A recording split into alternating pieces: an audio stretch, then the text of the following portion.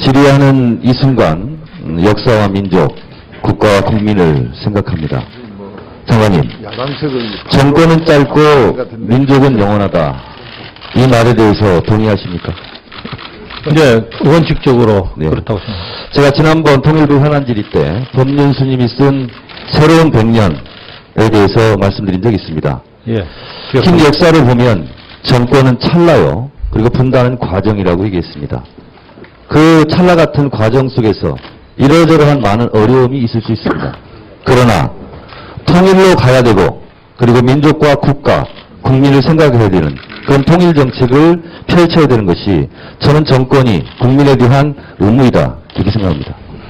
이러저러한 어려움이 있었지만 그리고 이러저러한 이유와 변명과 핑계가 있지만 실제로 MB 정권 5년 동안은 남북관계의 단절이었습니다. 그것이 바로 국의 주장과 반대와 찬성을 할 필요 없이 숫자로 나와 있습니다. 제가 보겠습니다. 이산가족 상봉 2007년과 2011년을 비교한 겁니다. 13만 이산가족 상봉이 13,388명이었다가 그로부터 2011년 38명으로 줄었습니다. 남북 청소년 교류는 4,451명에서 0명으로 나타났습니다. 남북 회담 개최 수는 2007년도 55번이나 했습니다. 2011년은 단 한 차례 했습니다. 남북 회담에서 합의서를 채택한 경우 2007년 한 해만 39건이 있었습니다. 2011년 작년 0건입니다. 자 보십시오. 금강산 개성 평양 관광객 2007년 35만 2천 명입니다. 2012년 작년 0명입니다. 이게 남북관계 통계 수치를 보는 파탄 종합지도입니다. 천안함 사태 이후 오이사 조치를 했습니다. 그런데 어찌한 일로 남쪽이 피해를 8배가량 더 보고 있습니다. 오이사 조치로 인해서 남북 경협은 그야말로 파탄이 됐습니다. 3조 원 이상의 경제적 손실이 있었다. 이것이 연구단체의 주장입니다. 증인으로 채택된 금강산 비치호텔 안규식 사장, 전도에 유명한 젊은 실업가였습니다. 청년 사업가였습니다. 130억 투자했다가 지금 이자만 3천만 원을 물고 있다고 합니다. 그가 선택할 방법은 자살 이외에는 없다고 합니다. 그 안규식 사장이 무슨 죄가 있습니까? 정부의 정책을 믿고 투자했다가 쫄딱 망하고 이제 목숨을 끊어야 되냐 말아야 되냐 하는 것이 상징적으로 웅변적으로 보여주고 있습니다. 선박 왕래는 11,800번이나 있었습니다. 2007년도에. 작년에 142번. 왜 줄었습니다. 항공기 왕래는 150여 차례가 있었습니다. 작년에 단 2차례만 있었습니다. 통일부 예산 불용액이 무려 63%입니다. 왜 그렇습니까? 남북 경협기금을 쓰지 않기 때문에 그렇습니다. 정부의 전 부처를 통틀어서 불용액이 63%가 되는 부처가 있습니까? 통일부가 유일합니다. 아까 어떤 의원님께서 말씀하셨다시피 남과 북의 11세 아이들의 키는 19cm가 차이가 납니다. 체중은 11kg가 차이가 납니다. 아까 어떤 의원님께서 말씀하셨죠. 뇌 손상이 요구된다. 그렇다면 최소한 인도적 지원을 해야 될 거 아닙니까? 인도적 지원 한번 살펴보겠습니다. 2007년에 4,300억을 했습니다. 작년에 고작 196억을 했습니다. 적어도 10년은 줘야 될 거 아닙니까? 2007년도에 1,500 식량 차관을 줬습니다. 작년에 빵원입니다. 빵원. 김정일, 김정은이 미워도 북한의 아이들에게는 먹이고 입혀야 될 거 아닙니까? 남쪽이 잘 사는 형님의 입장에서 동생 좀 도와주면 안 됩니까? 그런데 오디오로 ODA로 전 세계 갖다 주는 돈은 또 제대로 다 갖다 줍니다. 한 핏줄이 더 중요하지 않습니까? 그 사이 중국은 50년 광산 채굴권을 따고 있습니다. 북한에 대해서. 그리고 북한은 지금 팔아먹을 게 지하 광물밖에 없습니다. 이 광물의 전수조사권 중국이 독점 계약을 하고 있습니다. 북한의 어느 지점에 어떤 광물이 있는지 이 조사할 수 있는 권한이 중국에게 독점되고 있을 때 남쪽은 나중에 통일됐을 때 무엇을 하란 말입니까? 나진항을 비롯한 중국의 북한의 모든 항구의 항만시설 독점권을 중국이 또 따고 있습니다. 2014년에는 압록강에 새로운 다리가 나와집니다. 중국 예산으로 한 겁니다. 우리가 제가 처음 말씀드렸다시피 이 분단이 찰나고 과정이면 나중에 통일이 되었을 때 한반도가 평화롭게 잘 살 수 있는 그런 체제로 가야 되는데 급속하게 중국에 대한 의존도가 높아지고 있습니다. 통일이 되어도 그것을 어떻게 수습해야 될지 참으로 난감한 상황이 아닐 수 없습니다. 저는 MB 정권 마지막 해입니다. 그리고 내년에 저는 정권이 교체될 것이라고 믿고 있습니다. 그렇기 때문에 새로운 사업을, 화해 정책을 펴라고 말씀드리지는 않겠습니다. 그러나 적어도 MB 정권 5년 동안 이렇게 통계 수치로 보더라도 완벽하게 절단나버린 남북관계에 대해서는 최소한의 양심의 가책과 사과가 있어야 된다. 저는 이렇게 생각합니다. 그런데 정말 우리 MB 정권, 우리 통일부에 감사할 것은 그나마 남북관계를 완전히 죽이지는 않았습니다. 개성공단 하나만은 살려줬습니다. 얼마나 다행스러운 일인지 모르겠습니다. 개성공단에 있는 차량 횟수, 물건 생산, 거기서 일하는 노동자 수, 참여정부보다 훨씬 늘었습니다. 참여정부가 계획했던 그 마스터 플랜대로 되진 않았지만 그래도 개성공단이 살아있기에 아직 희망의 불씨는 살아있다. 저는 이렇게 생각합니다. 내려주세요.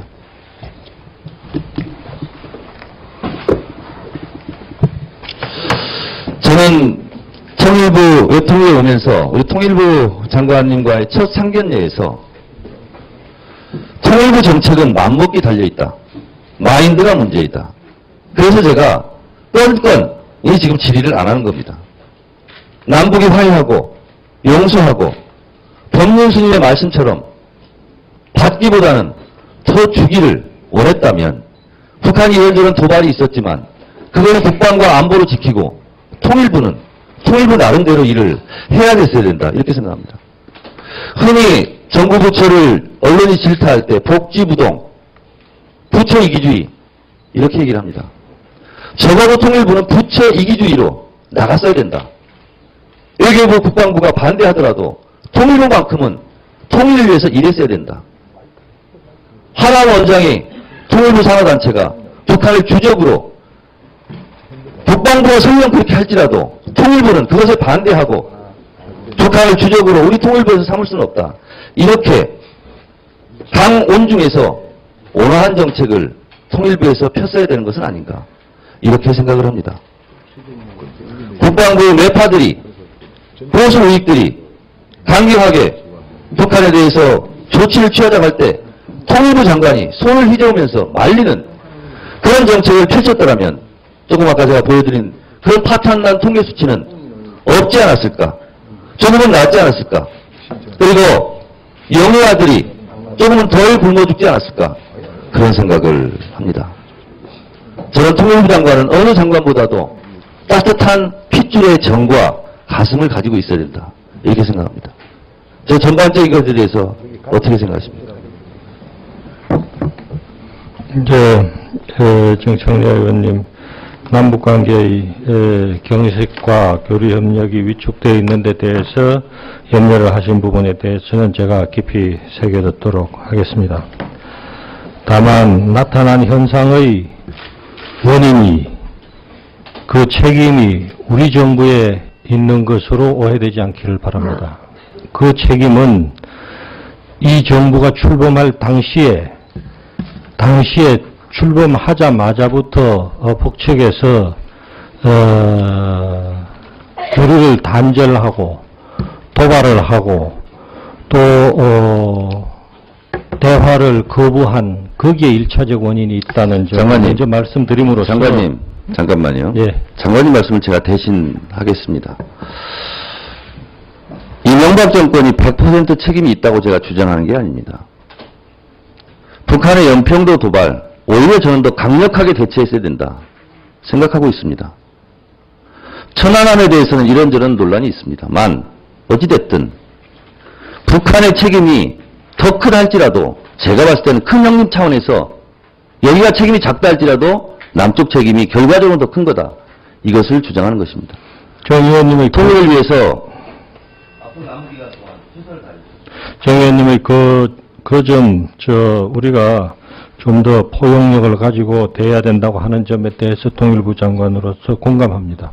그렇기 때문에 우리가 인도적인 지원 문제에 대해서는 오이사 조치와는 별도로 유연화 대책을 취하고 있고 지금도 이산가족 문제나 수혜 지원 문제나 연거푸 지원을 제한하면서 문을 열어두고 있는 이유입니다. 앞으로도 의원님이 걱정하시는 그러한 남북 관계를 복원하기 위한 포용력 있는 문을 열어놓고 기다리는 또는 지원을 제한한 제한들을 유효하게 유지하면서 노력하는 이러한 정책 기조는 계속 가져가도록 하겠고 말씀드리다 제가 만 부분에 있어서 그러한 의원님의 기본적인 취지와 걱정에 대해서는 공감하면서도 이러한 지적이 혹시라도 국민들에 의해서 북한의 도발 책임을 면책시켜주는 쪽으로 오해되지 않기를 바란다는 말씀을 드리려고 했습니다.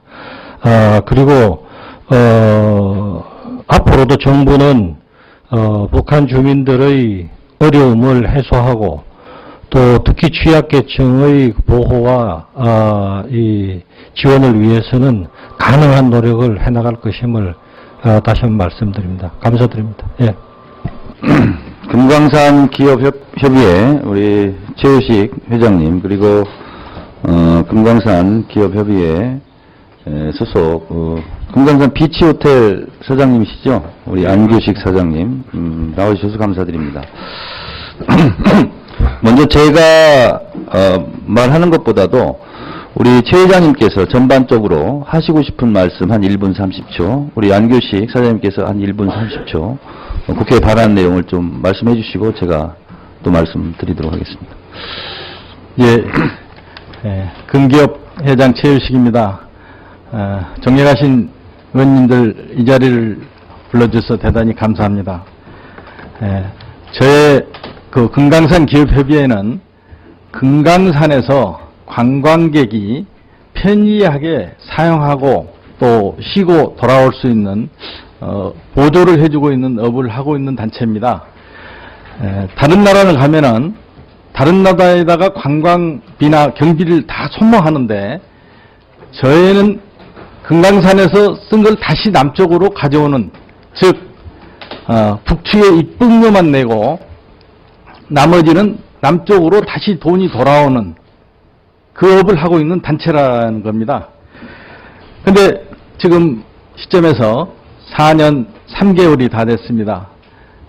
남쪽에 다른 사업을 가지고 있지 않고 북쪽에서만 사업을 하다 보니까 언제 재개될지 몰라 하루하루 기다려서 4년 3개월이 왔습니다. 집에 가장이 4개월만 월급을 안 가져가도 가정 파탄이니 뭐 이혼이니 그러는데 4년 3개월이라는 세월은 너무나도 우리 기업인들은 길었습니다. 그로 인해 심근경색으로 돌아가신 분도 계시고 병원에 계신 분, 빚쟁이한테 쪼달리고 또 지금 뭐 외판원을 하고 있고 이런 어려움을 많이 겪고 있습니다. 그러나 법이 없다는 이유로 저희는 그 보상을 아직까지 전혀 받지 못하고 있습니다. 그래서 지금 보상법이 그 소위에 넘어가고 있는 걸로 알고 있는데, 존경하신 의원님들께서 이 법을 여야 만장일치로 통과를 해가지고 4년 3개월 동안 핍박받고 있는 저희들에 대해서 도움을 주셨으면 고맙겠습니다. 네, 우리 안교식 사장님은 제가 통일부 질의할 때마다 거의 단골로 제가 소개를 해드리고 있는 바로 그분입니다. 금강산 비치 호텔에 130억인가요? 투자했다가 지금 한 푼도 못 건지고 매달 이자만 얼마 낸다고 그랬죠? 한 2천만 원가량 2천만 원가량 이렇게 내고 사채 있습니다. 이자만. 사채 이자만. 예. 네. 심정을 좀 잠깐 한 1분 정도 말씀해 주시죠. 예. 그 금기업의 그 회원사들의 입장은 여기 계신 그 회장님께서 말씀을 하셨기 때문에 간략하게 좀 저희 회사에 대해서 말씀을 드리겠습니다. 저는 30대 초반에 그 남북 어떤 협력의 초석이 되고자 기업인으로서의 어떤 의지도 갖고 2005년도에 금강산 비치 호텔을 오픈을 했습니다. 그 당시에 제가 투자한 금액은 한 130억 정도가 되었고 개인 출자의 주주분들 총 포함해서 한 130억 정도 투자를 했습니다. 그 당시만 해도 부채 비율은 전혀 없는 굉장히 건전한 회사였습니다. 호텔이 완성되고 나서 1년 반 정도 돼서 관광이 중단되면서 4년 동안 여태까지 아무 충분한 지원 없이 끌고 왔는데, 사실 제가 이 자리에 오기 전에 정신과에서 처방해준 우울증 약을 먹고 왔습니다. 사실 내일 모레는 제가 갖고 있는 마지막 집도 이제 경매로 넘어가게 되고, 사실 우울증 약이랑 수면제 없이는 사실 잠을 못 이룹니다. 사실 지금도 자살 충동도 있는 상태고, 통일부에 제가 수십 번 제가 방문을 했습니다. 왜 100% 출자를 해서 대출 채무 비율이 30%도 안 되는 회사가, 어떤 회사들은 1억을 투자해서 80%를 받고 10억까지 투자하는 회사는 80% 받으면서, 저희 회사는 정부에서 지금 협력기금으로 지원을 해준 게 약 20%가량 안 됩니다. 그래서 제가 수십 차례 방문을 해서 제발 그럼 기업이 존속할 수 있기만이라도 해달라. 예? 지금 어떤 그분들이 말씀하시는 거는 저희 회사는 충분히 지원을 해줄 수 있다는 거 그분들도 인정합니다. 그렇지만 어떤 논리로 어떤 방법이 없다, 그 말만 지금 되풀이하고 있습니다. 사실 지금 관광이 재개된다 하면 무슨 소용이 있겠습니까? 여기 계신 모든 업체들, 또 저 또한 이 비치 호텔이 4년 동안 지금 중단되면서 안에 곰팡이 쓰고 건물 하수도, 또 저희 회사가 운영하는 횟집도 마찬가지지만, 사장님, 예. 다음 분이 또 그 말할 기회를 드릴 겁니다. 예, 예. 잠깐 말씀드리겠습니다. 이 금강산 정부의 일방적인 이 중단으로 죄 없는 이분들이 이렇게 고통을 받고 있는 동안 통일부는 2009년 장관 연봉이 590만 원 올랐고 차관이 570만 원, 2012년에는 장관 410만 원, 차관 400만 원 올랐더군요. 한 1000만 원씩 본인들의 연봉은 올라갔어요. 이분들의 고통을 생각해서 다 고통이라는 얘기가 아니라 적어도 이분들에 대해서는 최소한의 생계 조치를 마련해놓고 본인들 월급을 챙겼으면 좋겠어요. 이분들이 특히 안교식 사장님을 제가 만나면서 가슴이 먹먹하고 저도 눈물이 나는 건데, 통일부에서는 예산 불용액이 63%, 통일부가 하는 일이 없잖아요. 결산 심사를 하더라도 월급 결산 감사밖에 못해요. 사업비가 없어요. 그러면 양심상 본인들 월급을 깎지는 못하는 감정 동결이라도 해야지. 이분들은 이렇게 방치해놓고 본인들은 연봉 올리고 그럼 되겠습니까? 사관님 할 말씀 한번 해보세요. 네, 통일부 차관님 말씀드리겠습니다. 사실 저희들도 이런 이 사업자들 얘기를 들어보면은 가슴이 먹먹합니다. 안타깝고요. 금강산 관광이 빨리 재개돼서 이분들이 좀 사정이 폈으면 좋겠다는 그런 생각도 가지고 있습니다. 다만 금강산 관광이 중단된 게 관광객이 피살된 것으로 인해 가지고 일어난 사건입니다. 그래서 국민의 신변 안전이 보장되지 않는 그런 지역에 관광을 허용할 수 없는 것은 어느 정부나 마찬가지라고 생각합니다. 제가 이제 계속 통일부에서 근무해서 압니다만은 국민의 정부 때도 우리 국민이 억류됐을 때 관광을 당장 중단시켰습니다. 그만큼 국민의 신변 안전 보장 문제는 관광에 있어서 기본 전제가 된다고 생각합니다. 그래서 지금 북한에 아까 장관께서도 답변 드렸습니다만은 신변 안전이 보장되면은 관광을 재개할 수 있다는 그런 메시지를 전하면서 협의를 요구하고 있습니다. 다만 이 과정에서 진짜 이렇게 어려움을 당하고 있는 분들에 대해서는 저희들도 대단히 안타깝게 생각하고 있고 지원하기 위해서 여러 가지 노력을 했습니다만은 특히 이제 이 안교식 사장과 같은 분은 좀 투자 금액이 많다 보니까 저희들이 흡족하게 지원하지 못한 그런 사정이 있었습니다. 그래서 전에 정청래 의원께서도 이 문제에 대해서 좀 더 검토를 해보라고 말씀을 하셨기 때문에 계속 좀 검토를 해서 어떻게 하면 좀 더 지원해 줄 수 있는 방법이 있는지를 찾아보고 있습니다. 이상입니다. 아니, 죽고 나서 검토할 거예요? 저분 자살 정도까지 느낀다잖아요. 네, 정청래, 그 말씀 정청래 의원님, 저희들도 진짜 예, 그렇습니다. 수고하셨습니다. 네, 우리 정책실장님께 묻겠습니다.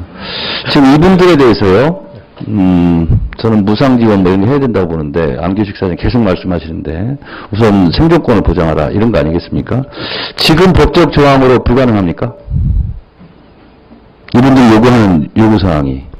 네, 제가 정책시장이 답변드리겠습니다. 제가 소상하게 알고 있지는 못합니다. 그러나 현재 정책실장이면 정책을 다 알고 있어야죠. 지금 교렵력법에 현재 무상 지원할 수 있는 근거가 아까 차관이 보고드린 대로 8조 3항이 있습니다. 근데 그게 그 밖에 사항으로 포함이 안 돼요? 전면적인 이분들이 가지고 계신 지금 자, 그러면 대한민국이 법치국가고 법으로 만들면 모든 건 다 할 수 있잖아요. 네. 만약에 제가 특별법으로 이분들에게 무상 지원을 할 수 있는 법을 만들면 통일부에서는 거부권 행사 안 하시겠습니까? 그거는 제가 말씀드릴 만한 사안은 아닙니다. 그러니까 지금 조항으로는 정책시장이 지금 왜 파악을 못하고 있어요? 지금 조항으로는 하기가 곤란하다. 네. 자, 그러면 없는 것을 만들어서 시행할 수 있는 것이 법안이니까 국회의원이 여러 가지 다양한 형태의 특별법을 만들고 있잖아요. 네. 그 특별법을 만들어서라도 이분들을 구제해주고 싶은데 오늘 절제가 다 들었겠지만 제가 좋아하는 정병국 의원께서도 정말 제가 100% 공감할 수 있는 그런 얘기를 했는데 국가가 국민에게 한 분은 어렵게 돌아가셨어요. 근데 그분 때문에 그분의 생명과 재산도 더없이 소중하고 중요하지만 그런 걸로 인해서 이분들이 너무나 많은 또 고통을 받는 또 다른 국민들이 있잖아요. 그렇게 해놓고 아까 차관님 말씀하시는 게 진짜 열받고 화나는데 국가가 책임이 없다라고 얘기하잖아요. 그러면 국가가 이렇게 발병을 하면 못 도망가게 특별법을 만들어야 된다 이런 거예요. 결론은. 오늘 결론은. 정책실장님은 앞으로 계속 하실 거잖아요. 같이 나갈 거 아니에요? 그건 제가 말씀드릴 사안은 아닌 것 같습니다. 네. 오늘 잘 들었습니다. 나와주셔서 감사하고. 일단 이렇게 짧게 마지막 발언 예. 두 분, 한 분씩, 1분씩만, 말씀해 주십시오. 예, 감사합니다. 고생이 많습니다. 이런 말이 있더군요. 땀은 나를 위하여, 눈물은 형제를 위하여, 피는 조국을 위하여. 이런 말이 있습니다. 며칠 전에 트위터에 어떤 트위터리안이 저한테 이런 말을 썼습니다.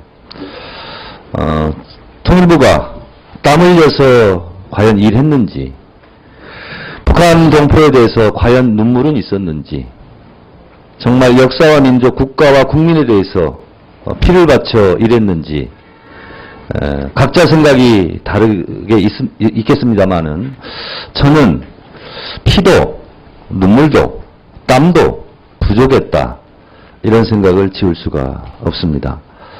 오전에 말씀드렸다시피 정권은 짧습니다. 민족은 영원합니다. 김영삼 대통령이 대통령 취임식에서 그런 말씀을 하셨습니다. 저는 국민을 이기는 정권은 없다 이렇게 생각합니다. 국민이 있기 때문에 정권이 있는 거고 대한민국 헌법 1조 2항에 나와 있듯이 대한민국의 주권은 국민에게 있고 모든 권력은 국민으로부터 나오는 것입니다. 권력이 국민의 것이지 정권의 것은 아니다. 저는 이렇게 생각합니다. 그것이 헌법 정신이고 대한민국이 취해야 될, 정부가 취해야 될 자세가 아닌가 그렇게 생각합니다. 그러나 이명박 정권 5년 동안을 돌아보면서 헌법 1조 2항이 마치 모든 권력이 정권으로부터 나오는 것처럼 착각하지는 않았는가 그런 생각을 지울 수가 없습니다.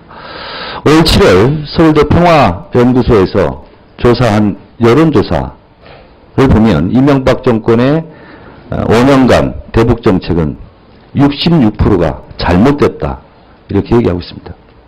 여론조사가 잘못됐다라고 장관님이 말씀하실지는 모르겠지만 3분의 2의 국민이 이명박 정부의 대북정책은 잘못됐다, 수정해야 된다 이렇게 지적하고 있습니다. 그것도 조사 기관에 따라서 조사 방법에 따라서 다르더라고 변명을 할 수는 있겠습니다만 대체적인 평가가 그러합니다. 내일이 한글날입니다. 2007년도에 결의말 큰사전 남북 공동편찬 사회법이 통과됐고 지금까지 20여 회에 걸쳐서 학자들이 회의를 했습니다. 그리고 4만여 개의 합의 원고가 있습니다. 앞으로 8만 개를 더 합의해야 되는데 지금 못하고 있습니다. 사실상 위법 상태죠. 장관님 이 사실 알고 계십니까? 지금 말씀하신 결의말 큰사전입니까? 예. 결의말 큰사전 부분은 지금 답 드려도 되겠습니까? 아니 그러니까 위법 상태라는 걸 알고 계시냐고. 이게 계속 하실 거냐고. 계속 사업으로. 지금도 계속하고 있습니다. 하고 있습니까? 하고 있습니다. 그거는 제가 취임하자마자 재계를 승인해서 하고 있고 김정일 위원장 사망 후에 일시 중단된 것을 각기 함께 모여서 하는 작업을 2009년 12월 중국 선양회의를 마지막으로 중단되지 않았습니까? 그래서 그때 하고 그 이후에 공동작업을 하자고 계속 해서 하고 있습니까? 북한이 지금 하고 있습니까? 제가 말씀을 드리지 아니, 않습니다. 지금 현재 하고 있냐고요. 그러니까 남쪽은 남쪽대로 북쪽은 북쪽대로 각기 알겠습니다. 작업을 하고 있습니다. 만나서는 안 하고 있죠. 그렇습니다. 예. 만나자는 얘기를 이쪽에서 네. 했으나 북이 남북 청소년 네. 교류센터 이거 지으려고 하고 있죠. 526억 들여가지고 연천군에. 그렇습니다. 청소년 교류가 2011년에 0명이었어요. 그런데 이게 526이나 들어가는 건데요. 뭐 보니까 국내 청소년 수련시설이 738개나 있고 서울 경기 203개가 모여 있습니다. 국립중앙청소년 연간 수용 가능한 인원이 33만 명인데 가동률이 60%. 평창 청소년 수련은 43만 명 수용할 수 있는데 가동률 40%. 이게 돼 있어요. 그리고 인근에 강원학생 통일교육 수련원, 인제군에도 또 한국 DMZ 평화센터 이런 게 다 있어요. 근데 어찌하여 이건 저는 완전 예산 낭비라고 생각하고 국방부에서도 반대하고 있고요. 환경부에서도 지금 천연기념물 등이 이게 지금 이 서식지가 있는데 이걸 침해할 수 있다. 찬성하는 데가 없어요. 근데 왜 이런 시설을 또 지어놓고 흉물처럼 변할 건데 526억이라는 그것도 남북협력기금으로 쓰려고 하고 있더군요. 이거 중단해야 되는 거 아닙니까? 그렇진 않고요. 이거는 적정성 평가를 통해서 이루어진 사업으로 제가 인계를 받았고요. 적정성이요? 네. 시면 그냥 모르는 것 같다 이렇게 답변하시면 돼요. 아니, 이게 뭐냐면 안보시설이기 때문에 적정성 여부 평가를 피해나간 거예요.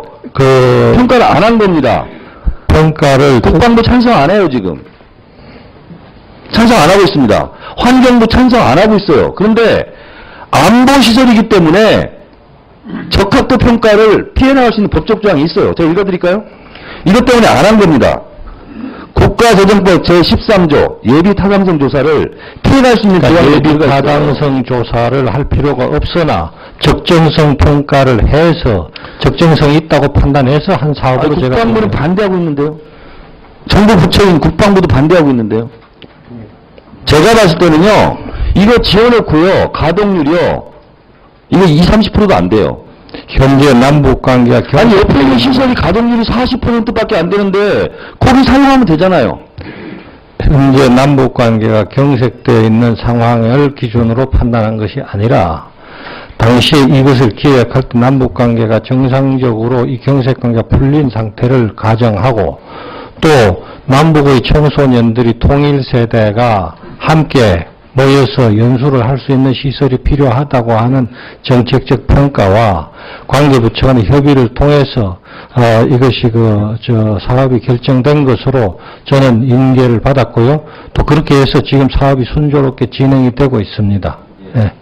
아무리 급해도 실을 과연 허리에 묶어서 쓸 수는 없고요. 입이라는 것이 순서가 있고요. 그리고 그 방향이 옳다 할지라도 무용지물로 변화될 수 있는 그런 시설은요. 그걸 낭비하면 안 됩니다. 526억을 난 이걸 보고 깜짝 놀래고 조금 아까 금강산 피해 안교식 사장이나 최유식 사장 이런 분들을 피 맺힌 소리를 들으면서 그런 곳에 쓰여질 돈이 쓸데없이 이렇대. 옆에 바로 40%밖에 가동되지 않은 청소년 이런 센터가 있는데도 불구하고 이렇게 짓는다는 것이 과연 대한민국의 통일부 그리고 정말 피도 눈물도 없는 그런 통일부가 아닌가. 이걸 짓는다는 것을 그분들이 알았다면 과연 무슨 생각을 할까. 정치는요. 세금을 공정하게 잘 받아서 필요한 것을 쓰는 게 정치입니다. 그게 어려운 게 아니에요. 중단돼야 된다 생각.